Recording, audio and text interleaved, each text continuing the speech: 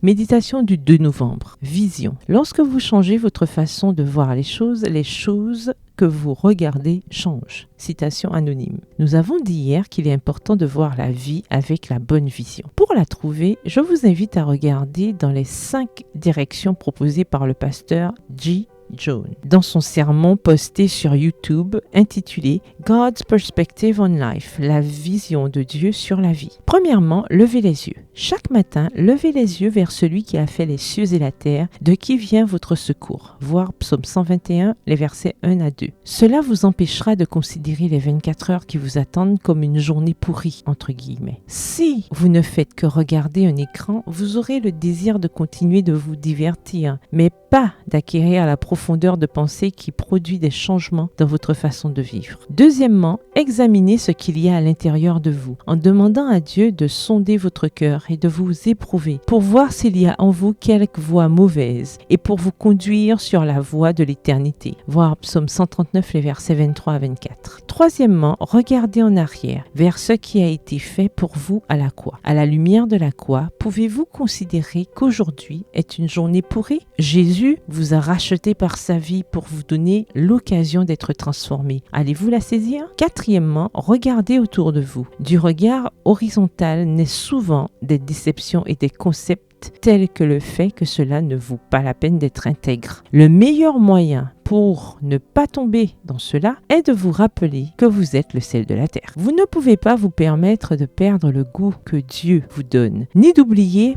pourquoi et dans quel but il vous le donne, pour que les autres connaissent le Christ. Et cinquièmement, regardez devant vous. Puisque tout cela doit disparaître, vous comprenez bien quel genre de vie vous devez mener. Vous devez vous conduire comme Dieu veut et lui rester fidèle. Vous attendez que le jour de Dieu arrive et vous souhaitez qu'il vienne vite. 2 Pierre 3, les versets 11 à 12 dans la version Parole de vie. Reprenant l'image du poème d'hier, lisez depuis la fin jusqu'à aujourd'hui. Seul Dieu a cette vision de voir la fin depuis le début, et c'est le fondement de notre espérance, car après avoir vu la fin, il nous révèle ce qui va se passer. Le Christ reviendra, et celles d'entre nous qui auront cru en lui seront sauvées. La vie sans le Christ est une fin sans espérance, mais la vie avec le Christ est une espérance sans fin. Quelle vision différente! Avec laquelle allez-vous voir cette journée? Le verset du jour se trouve dans Romains 12, le verset 2. Ne prenez pas pour modèle le monde présent, mais transformez-vous en renouvelant votre façon de penser. Version Bible de la liturgie. Bonne journée, que l'Éternel vous bénisse.